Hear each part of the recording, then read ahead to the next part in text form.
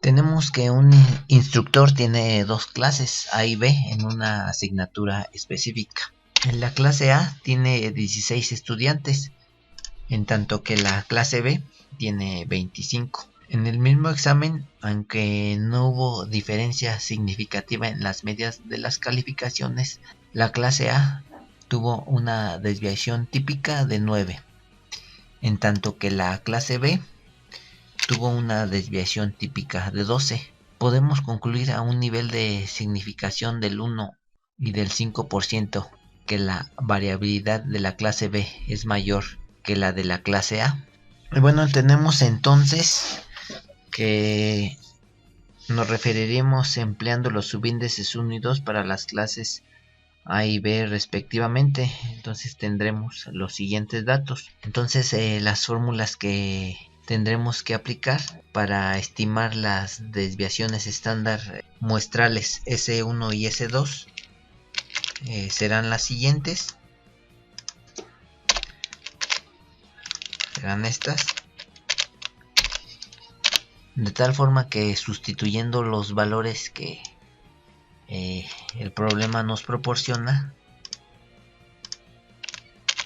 vamos a tener que la varianza muestral 1 y 2 respectivamente serán 86.4 y 150. Entonces aquí tenemos que decidir entre las hipótesis siguientes. Como hipótesis nula vamos a tener la igualdad entre las dos desviaciones estándar poblacionales, y esto va a significar que no existe variabilidad en el proceso, y si existiese va a ser debida al azar. Y la hipótesis nula, perdón, la hipótesis alternativa implicaría que la desviación estándar poblacional 1 es mayor a la desviación estándar poblacional 2, que significaría que la variabilidad de la clase A es mayor que la clase B. Entonces aquí la decisión se basaría en un ensayo unilateral, pero a diferencia del ejercicio anterior, aquí estaríamos empleando la distribución F. De aquí esto, ¿por qué? Porque precisamente estamos comparando entre dos desviaciones correspondientes a dos poblaciones distintas. Entonces tenemos lo siguiente.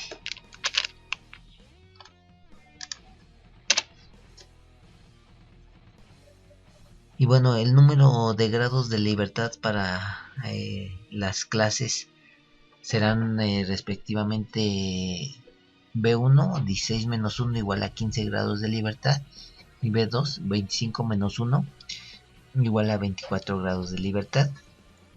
Para el inciso A un nivel de significancia del 1%, el valor de tablas corresponderá a 2.89. Entonces la fórmula que estaríamos utilizando sería la siguiente. Una fórmula. Entonces estaríamos estableciendo la siguiente regla de aceptación. Entonces, para corroborar cuál es o cuál de la hipótesis la verdadera, si la hipótesis nula o la hipótesis alternativa, vamos a hacerlo gráficamente. Tenemos un ensayo de cola derecha. El valor f calculado, que ya vimos anteriormente cómo lo obtuvimos y que nos ha resultado en un valor de 1.74, es el que tendremos que localizar si cae en el área de aceptación o de rechazo de la hipótesis nula. Y los valores de f de tablas, que corresponderán para el inciso A con un nivel de significancia del 1%, y para el inciso B con un nivel de significancia del 5%. con 15 y 24 grados de libertad respectivamente. Entonces vamos a ver cómo se obtienen estos valores de f de tablas. Para ello vamos a las tablas f. Las tablas f. Entonces los grados de libertad son 15 y 24. 15 para el numerador, es decir, para estas las columnas, y 24, estoy bien, 24, y 24 para el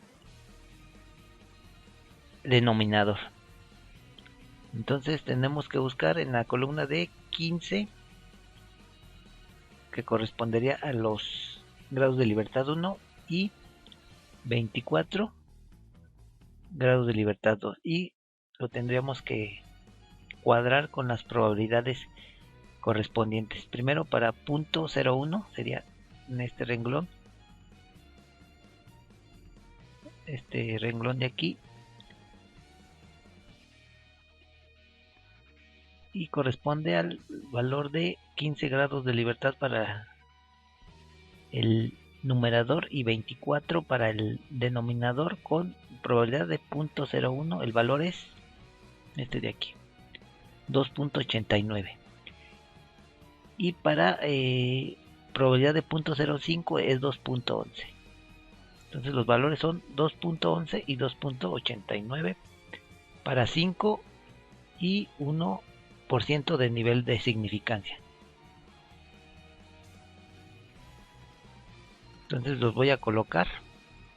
Aquí los tenemos.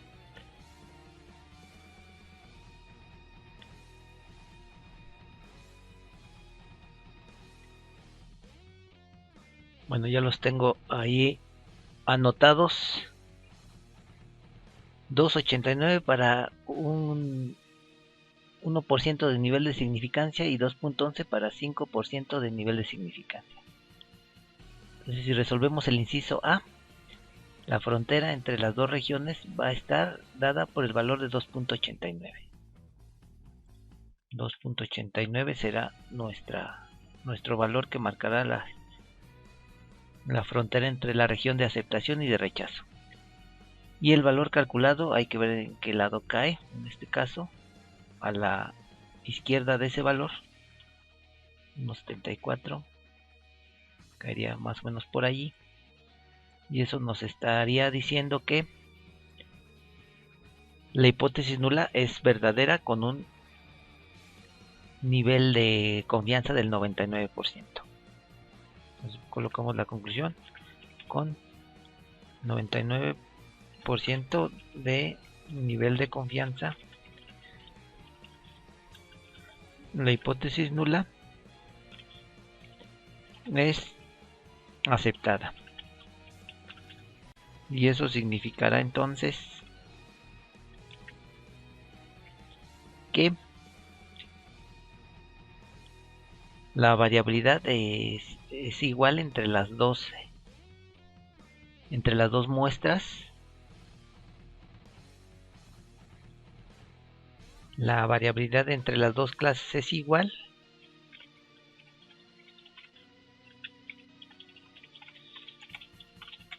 ¿Cuáles clases? Pues la A y la B, de la que estamos hablando,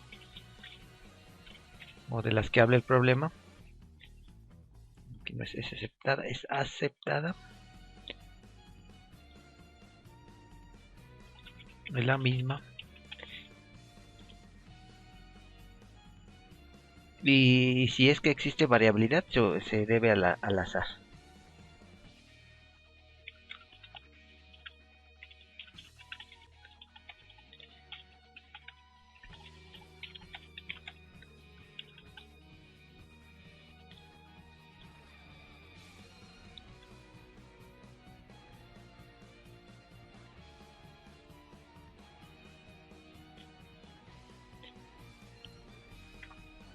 Ahora bien, para el inciso B, nuestra frontera va a cambiar. Ahora no va a ser 2.89, va a ser 2.11.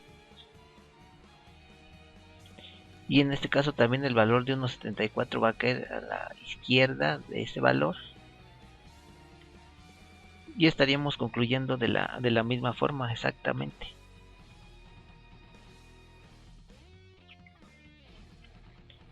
Ahora, con 95% de confianza, la hipótesis nula también es aceptada. Y eso nos querrá decir que la variabilidad de las dos clases A, B es la misma, y si es que existe variabilidad se debe al azar.